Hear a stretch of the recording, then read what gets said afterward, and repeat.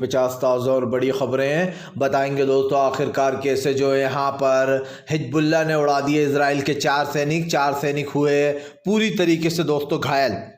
आखिरकार क्यों दोस्तों बिहार में अभी तक बना हुआ है सस्पेंस, क्या करने वाले हैं तेजस्वी और नीतीश, बताएंगे। और क्यों आखिरकार दोस्तों पश्चिम बंगाल में ममता बनर्जी को मनाने की बात कर रहे हैं अखिलेश यादव, उत्तर प्रदेश में बन गई है कांग्रेस और जो है समाजवादी पार्टी में बात, और क्यों बीजेपी आरजेडी के अब जेडीयू के नेता कह रहे हैं इंडिया गठबंधन तार तार हो चुका है, बताएंगे आखिरकार क्यों इस तरीके की भाषा बोलने लगे हैं लल्लन जो है यहाँ पर केसी त्यागी। तमाम मुद्दों पर होगी बात, लेकिन उससे पहले अगर आपने अब तक हमारे चैनल को सब्सक्राइब नहीं किया है तो जल्दी से कर लीजिए, पास में एक घंटी आएगी इसको भी दबाइए ताकि हर वीडियो की अपडेट आपको मिल पाए।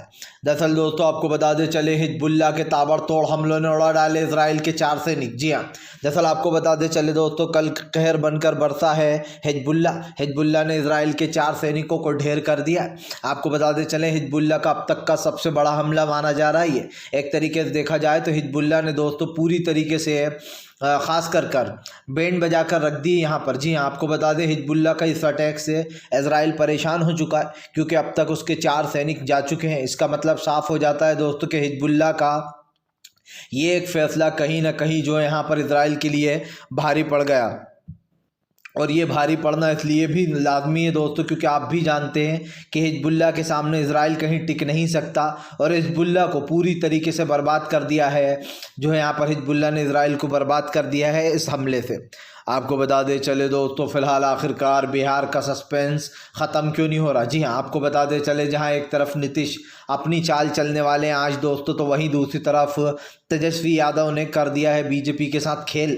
दरअसल आपको बता दें चले पहले तो तेजस्वी यादव का ये बयान वायरल होना जिसमें उन्होंने कहा है कि वो इतनी आसानी से तख्ता पलट नहीं होने देंगे।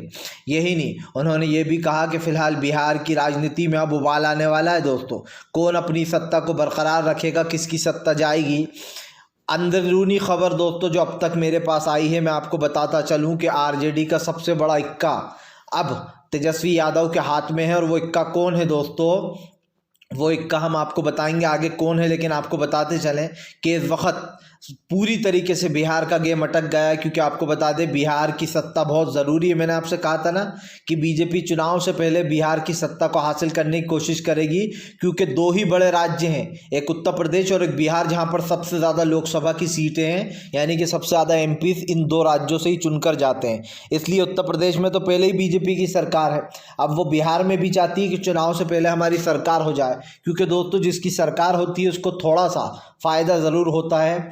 आपको बता दें चले दोस्तों फिलहाल बीजेपी के ऊपर जमकर गरजते हुए नजर आए दोस्तों असदुद्दीन ओवैसी बोले बीजेपी और जेडीयू का एक ही काम है, कभी जो है यहाँ पर निकाह तोड़ लेते हैं, कभी वापस से निकाह कर लेते हैं। दरअसल ओवैसी ने आरोप लगाया है कि फिलहाल बीजेपी और उसके सहयोगी दल जेडीयू कभी आपस में निकाह तोड़ लेते हैं, कभी कर लेते हैं। उन्होंने कहा कि नीतीश कुमार को शर्म नहीं आती है, वो खास करके बिहार की जनता को बार बार धोखा देते हैं, कभी आरजेडी के साथ चले जाते हैं तो कभी बीजेपी में वापस आ जाते हैं। सीधी सी बात यह है दोस्तों कि इस वक्त जो हो रहा है उसको लेकर कहीं ना कहीं घमासान मचा हुआ है।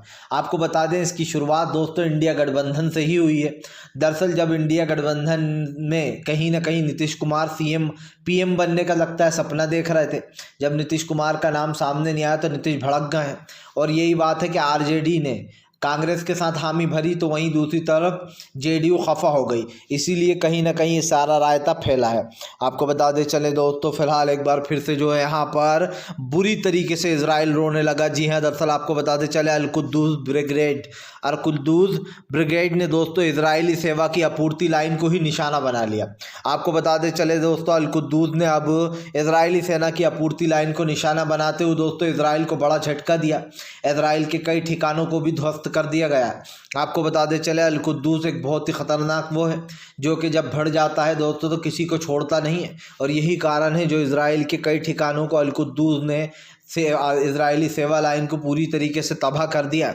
मतलब साफ है दोस्तों कि फ़िलहाल अब हिजबुल्लाह, अल-कुद्दूस और ख़ास कर तमाम जो दूसरे संगठन हैं जो कि हमास की लड़ाई में साथ दे रहे हैं, अब इसमें मुश्किलें दोस्तों बढ़ गई हैं क्योंकि एक चीज़ तो साफ हो जाती है कि यहाँ पर अब बचने का कोई रास्ता बचा नहीं है, ख़ास करके इजराइल के पास। आपको बता दें चले दोस्तों, फिलहाल आखिरकार ऐसा क्या हुआ कि हूती विद्रोहियों ने दोस्तों फिर से कर दिया अटैक। दरअसल आपको बता दें चले दोस्तों, अब हूती ने ब्रिटिश की पोत को बनाया अपना निशाना। जी हाँ, दरअसल आपको बता दें चले, हूती विद्रोहियों ने ब्रिटिश की पोत को अपना निशाना बना लिया। कल बीते दिन हूती विद्रोहियों ने ब्रिटिश की पोत पर हमला कर दिया, जिसके बाद आपको बता दें चले, जवाबी कार्रवाई में अमेरिका और ब्रिटिश ने भी इज़राइल के ऊपर जो यहाँ पर ख़ास करके यमन के ऊपर, यानी कि हूती विद्रोही जो यमन के, उनके यहाँ पर भी हमला कर दिया। लेकिन आपको बताते चलें, हूती रुकने का नाम नहीं ले रहा है। उन्होंने पहले ही कहा था कि चाहे अमेरिका आए या कोई भी आए, कितने ही हमले कर ले, हम डरने वाले नहीं। और इसका दोस्तों सबसे बड़ा रीज़न मुझे एक ही दिखाई दे रहा है कि अमेरिका को अपने कदम पीछे हटाना ही पड़ेंगे। इस वक्त दोस्तों आप समझिए, किसी भी तरीके से डरने वाला नहीं है जो यहाँ पर खास कर विपक्ष। और इस वक्त एक चीज़ साफ़ हो गई है कि अब यमन के हमले बढ़ते जाएंगे और यमन कहीं ना कहीं वैसे भी भारी पड़ रहा है। आपको बता दें चले दोस्तों, फिलहाल प्रधानमंत्री नरेंद्र मोदी के ऊपर जमकर गरजते हुए नजर आए संजय रावत। संजय रावत बोले, जो लोग राम को लेकर आए हैं अब वो पलटू चाचा को लेकर आ रहे हैं। उन्होंने कहा कि बीजेपी बार बार ये दावा करती रही कि देखो हम राम को लेकर आए, लेकिन सच्चाई तो ये है ही नहीं दोस्तों। लेकिन सच्चाई के ऊपर अब संजय रावत ने जमकर भड़ास निकाली। संजय रावत ने कहा सच्चाई तो ये है कि पलटू राम चचा को अपने साथ लेकर बार बार चलती है बीजेपी। दरअसल दोस्तों, पलटू राम चचा नीतीश कुमार को बोल दिया है अब जो है यहाँ पर सीधी सी बात यह है कि अब संजय रावत जो है उन्होंने बीजेपी के ऊपर आरोप लगाया। आपको बताते चले दोस्तों, नीतीश कुमार को जानबूझकर बीजेपी ने साथ लिया, क्योंकि एक चीज़ साफ दिखाई दे रही है कि बिहार की सत्ता में रहने के लिए बीजेपी अपने हाथ पैर मार रही है और जेडीयू के बिना ये पॉसिबल नहीं है।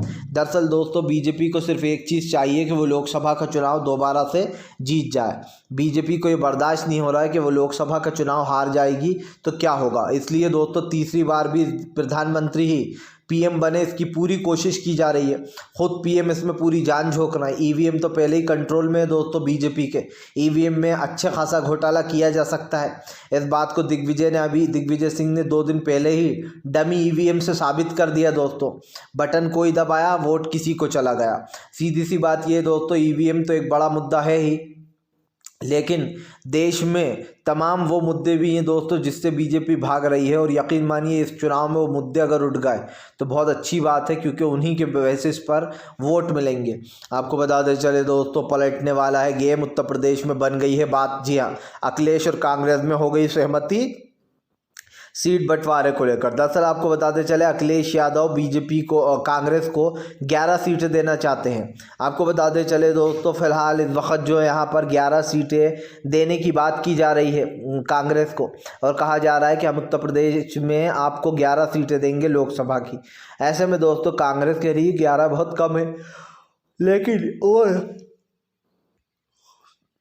इसमें मोर सीटें मांगने की बात की जा रही है। लेकिन आपको बताते चले, सपा और कांग्रेस में कुल मिलाकर बात बन गई है। हालांकि हम आपको बताते चले, अखिलेश यादव ने इस पर एक बयान भी दिया था, जहां पर उन्होंने कहा था कि हमारे बीच में जो सीट शेयरिंग है वो कोई बड़ा मुद्दा नहीं है, हम लोग आराम से बैठकर बात करेंगे। और उस पर बात बन भी गई है दोस्तों। लेकिन आपको बताते चले, बिहार की सियासत ने पारा हाई कर रखा है, क्योंकि दोस्तों जिस इंसान ने, आप समझिए, इंडिया गठबंधन की शुरुआत की थी नीतीश कुमार ने और लालू यादव ने, तो अब आप समझिए नीतीश कुमार जो मेन इसके वो हैं सूत्रधार, वो ही जाना है। हालांकि उनकी तरफ से कई आरोप लगाया जा रहा है कि पंजाब में अकाली दल बीजेपी के करीब जा रहा है, और जो वो है मान सरकार, आप सरकार और कांग्रेस में भी दूरी बढ़ रही है, इस तरीके की बातें की जा रही हैं। लेकिन दोस्तों सीधी सी बात यह है कि अब लोकसभा का जो इलेक्शन होने वाला है उसमें जो भी निर्णय आएगा वो तो सबके सामने ही